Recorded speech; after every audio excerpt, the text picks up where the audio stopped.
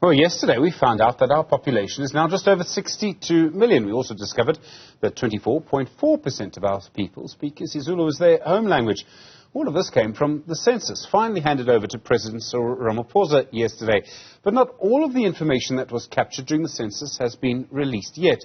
Professor Tom Moultrie is the director at the University of Cape Town's Centre for Actuarial Research. Professor Moultrie, good afternoon to you, and thank you for your time. How much information is now in the public domain from the census that was released yesterday? I presume we're still waiting for quite a lot of it. Thank you, Stephen. Yes, we have no further information in the public domain other than what was released yesterday, which was the 113-page deck of slides and the report from Stats SA, as well as their report on the post-enumeration survey, which was used to establish the undercount of the census. So we're still waiting for the granular detail to be made available via the web, as well as a host of methodological reports about how the census was done, the problems they might have encountered in running the census, and any other further adjustments that they might have made to the data. And so until we have that information, it's going to be quite hard to form a view as to the results of this most recent census. There's a big issue about undercounting. I presume, I'm not a data scientist, but I presume undercounting is the number of people that you missed. How do you actually work out how big an undercount is? If you didn't count people, how do you know you didn't count them? So the analogy I'll give you is if you want to count the population of seals in False Bay, what you'd do is you'd get out on a boat, you'd find some seals, you'd put tags in their ears, you'd go and sit on the shore for a while, you'd go back out maybe a month later to the same area, find a whole lot of seals and count the ones which had tags in them, and you'll find a whole lot of seals which you hadn't tagged the first time. And you'll also find some seals you'd found the first time, you didn't find the second time. And so really it's a matching exercise, capture, recapture, where shortly after the census is finished, another team goes into the field, and not around the whole country, to a very small set of areas in the country, and basically tries to establish who is in that area, who was found in the census and who was not found in the census. And based on that, one can then establish what proportion of people were found and what proportion of people were not found. And using those two pieces of information, one can then establish an estimate of the overall population size. It's a very well-established census methodology, and certainly the conduct of a post-enumeration survey is a crucial part of running a census, and Stats SA is to be commended for running one. They're also to be commended for releasing the results of their post-enumeration survey. Many countries which do run a post-enumeration survey do not release the results publicly. And so on that score, Stats SA is to be praised. What we do know from that exercise conducted in the most recent census was that 31%, the undercount was 31%, which is high. The 2011 census, our last census, undercounted by about 17%, and the one before that, in 2001, by about 14%.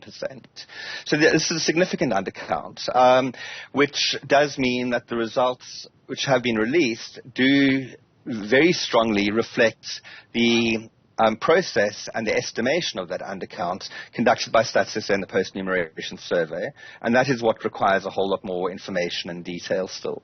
Okay, so when we say the population of South Africa is just over 62 million people, do we know that it's definitely just over 62 million people, or are we just making it up?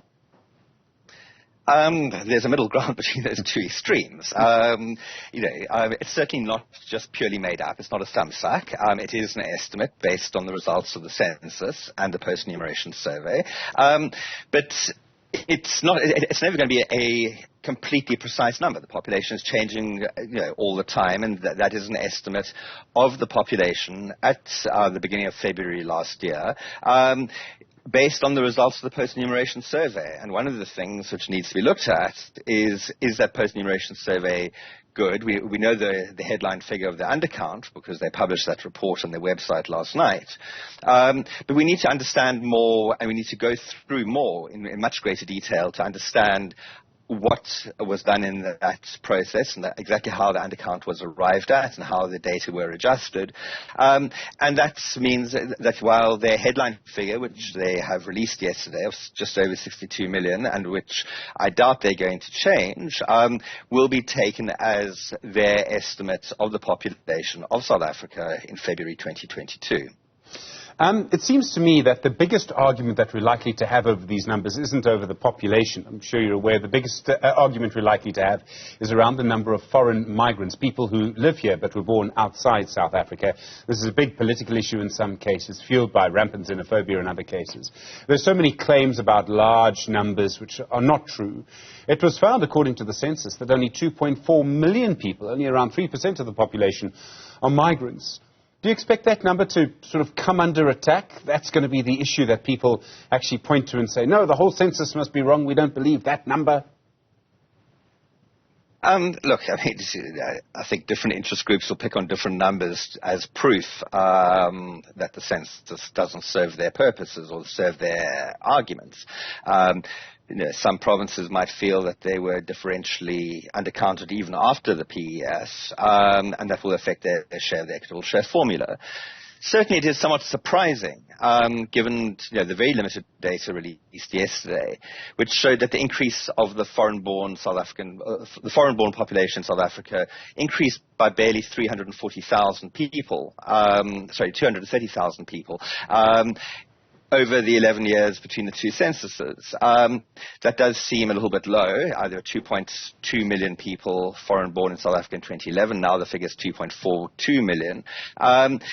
Whether or not that is the true figure, and migration has stalled from other countries, we obviously know that there was a COVID pandemic which saw our borders being shut for a large proportion of the intercensal period.